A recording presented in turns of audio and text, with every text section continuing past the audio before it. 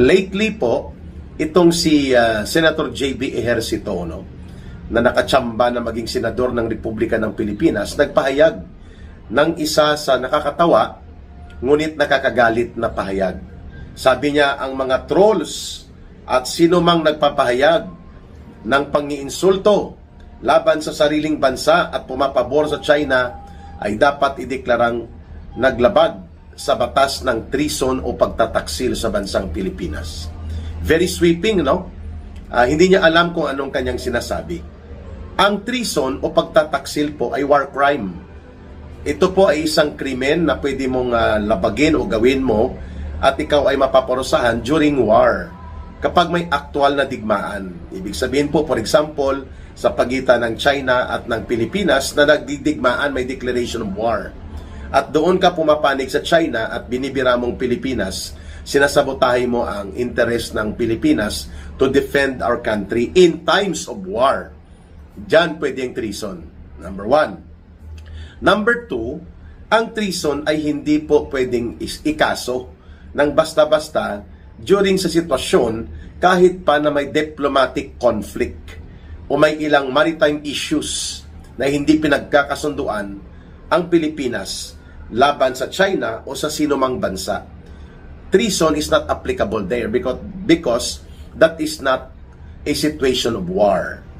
Mayroon tayong diplomatic na mga banggaan sa China at ganoon din po sa maritime issues sa ating kiniklaim na West Philippine Sea at sa kinaklaim naman ng China dyan sa area ng South China Sea. But it's not only between China and the Philippines. Mayroon din pong banggaan ang Pilipinas sa Vietnam, sa Malaysia, sa Indonesia, pagdating po sa Brunei, sa mga conflicting claims, ano ba ang mga area na considered exclusive economic zone, priority maritime waters, and navigation area para sa mga mangingisda at sa mga ano pa mang mga activities ng mga bansang ito. So there are 6 or 7 countries claiming na mayroon silang rights o authority o ano pa mang interest sa lugar na tinatawag nating West Philippine Sea at tinatawag naman ng China na sakop ng kanyang 9-dash line o ngayon ay tinatawag na niyang 11-dash line, no, na hindi rin kinilala yan ng arbitral ruling ng Permanent Court of Arbitration. Wala pong ruling na ganon. Hindi rin po sinabi ng ruling ng Permanent Court of Arbitration na sa atin po ang West Philippine Sea. Sinabi lang na yan po ay mga maritime features, yan po ay papasok sa mga exclusive economic zone at hindi po yan territorial designation sa alingmang bansa, China, Pilipinas, Vietnam, Indonesia, Malaysia, Brunei, na mayroon pong mga conflicting claims against us and us against them. Yun pong punto dyan. Huwag po dapat maging malabo, mga kababayan.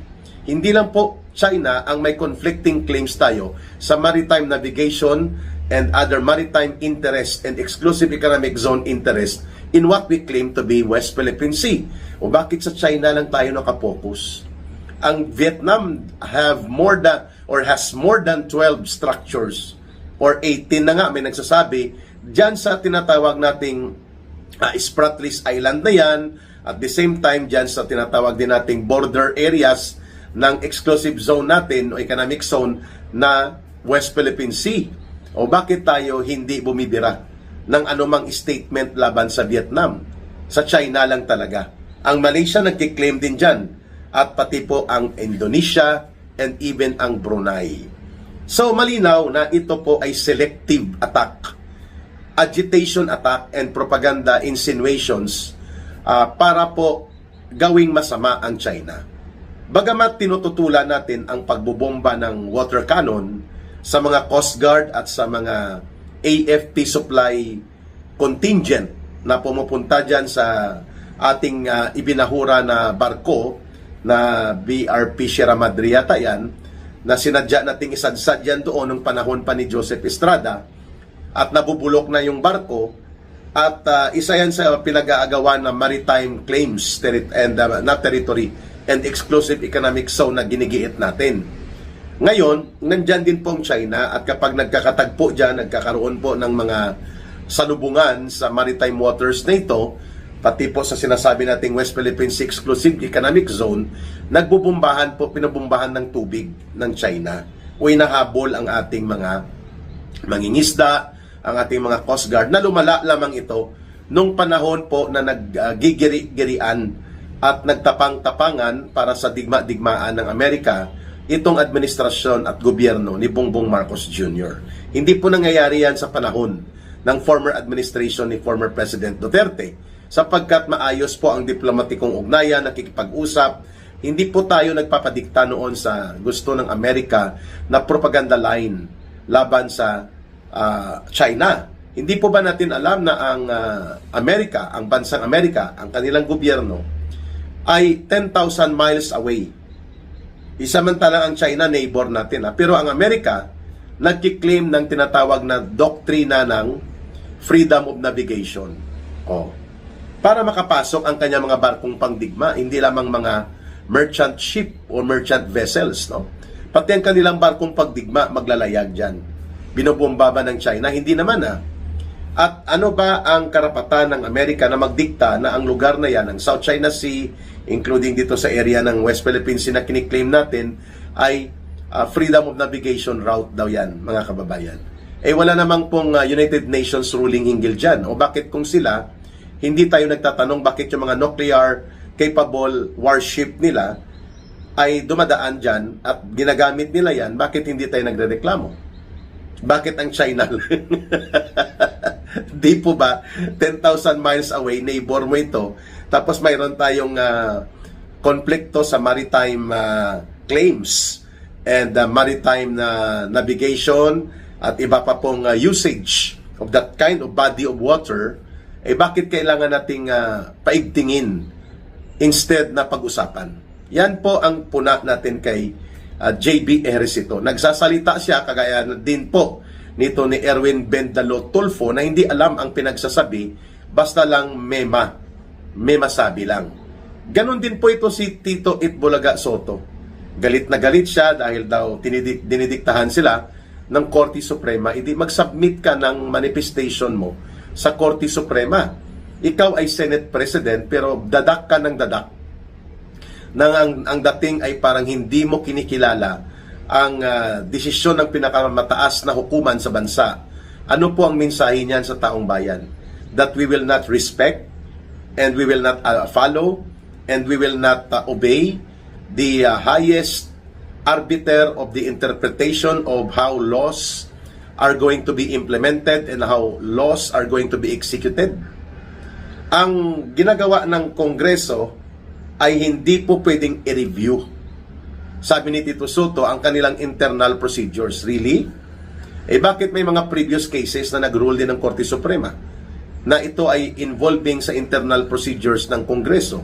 Bakit ngayon ka lang nagngangal-ngal? Dahil na pornada ang ambisyon niya na maging vice president siya, sakali pong mapapa-impeach si Sara Duterte at ma-remove by conviction in the impeachment court ng Senado. Ganyan din po itong binabanggit natin kay JB Ejercito. Nakalimutan yata ni JB Ejercito na milyong-milyong Pilipino po ang mayroon ng mahabang kasaysayan sa pag-interact sa China. Biro ko nga sa Facebook post ko kanina, sabi ko kulang na lang yata ay ipadeklara na rin ni JB Ejercito na ang pagkain ng siupaw, siumay, hopya, kikiam, pansit canton, peking duck at ang pag-celebrate ng Chinese New Year sa Pilipinas ay isang treason. Isang pagtataksil. Yan po ang ibig kong sabihin kung bakit bumubuka ang kanilang bunganga nitong mga senador like Erwin Bendalo Tulfo na may dapat pang ipaliwanag bakit siya nagkaroon ng fraudulent o dinaya na US passport at US visa at ibinalik niya ito, nagpasimple lang siya. That is a crime. At ito din po ang puna natin kay Tito Soto. No? Malinaw na there is no ruling from the Permanent Court of Arbitration, even mula sa United Nations, even ano pa mang body ng United Nations like Secretary General's Office o kaya ng UN Security Council, wala pong ruling na atin yan or kahit sa China yan. Yung kiniklaim natin dyan ng mga maritime exclusive zone, economic exclusive zone, na lumalagpas doon sa mga measurements na yung iba ay kiniklaim na ng China at ng iba pang bansa. Ang sabi po ng Permanent Court of Arbitration ay mag-usap ang mga bansa dyan sapagkat may portion dyan at bahagi dyan na dinefine as common fishing ground, common maritime exploration ground. Yan po ang ibig nating ipahaiwatig. Na kung binabasa sana at tinatansya ni Senator J.B. Ejercito ang kanyang mga pinagsasabi, hindi po siya lalabas na parang bobo at ignorante. Sapagkat hindi ka pwedeng magsabi na ang lahat ng mga hindi sumasang-ayon sa pananaw hinggil kung paano ang dapat relasyon at resolbahin ang mga bangayan at konfliktong ito sa China, tatawagin mong trolls na nagkakaroon ng negative interest laban sa bansang Pilipinas at ipakonsider mo pang treason. That is a height of ignorance on the part of a senator. Dapat kung senador ka, magbasa-basa ka rin. Matuto ka rin mag-aral bago ka magbuka ng iyong bunganga. Nang magpahayag ka ng mga pananalita na walang katotohanan, baluktot at hindi tumutugma. Hindi lamang sa batas, kundi sa kasaysayan at karanasan ng tama. Kundi kapritsyo lang para lang may masabi lang. Yan po ang ibig nating puntuhan, mga kababayan.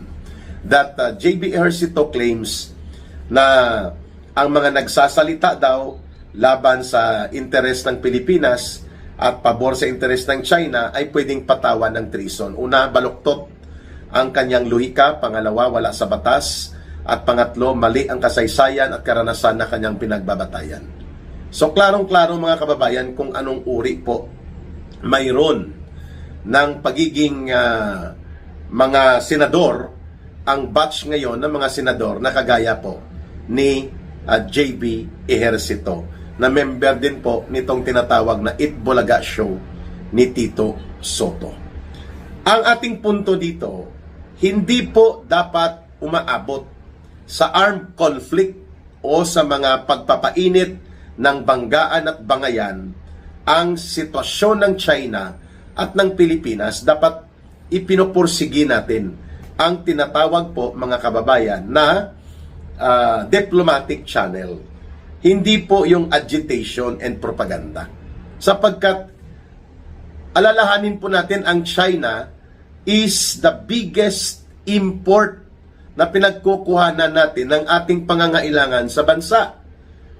And China is the major principal trading partner of more than 120 countries in the world, including ang Estados Unidos, mga kababayan. Third, ang China po, doon tayo nagbebenta ng pinakamalaki nating supply ng pinya, saging, mangga, kape, at iba pang mga agri-products natin.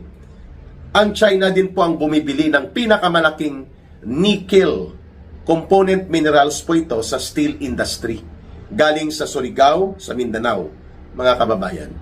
So you see, ganyan po ang ating ugnayan sa China. And ang malalaking mga negosyo sa Pilipinas ay mga Filipino-Chinese po yan na mga pamilya. Bakit natin sasaraduhan ang ating mabuting ugnayan sa China? At bakit kailangang batikusin at hatawin ang China nang sinasabi nating mga pag-atake ng propaganda kagaya ng ginagawa ni Tariela, ni itong Commodore Tariela na nagpapakilalang admiral na daw siya, 2-star rank pero butangero at pakialamero sa hindi niya dapat pinapakialaman. That is a dangerous way of dealing with supposedly diplomatic conflict. Hayaan natin si Marcos Jr. bilang Chief Architect and Principal Agent of the Republic of the Philippines na siya dapat ang mag-represent at magsalita at manindigan hinggil po sa foreign relations and foreign policy ng Pilipinas. Hindi po natin yan dapat basta-basta i-agitate ang sitwasyon na ito, mga kababayan.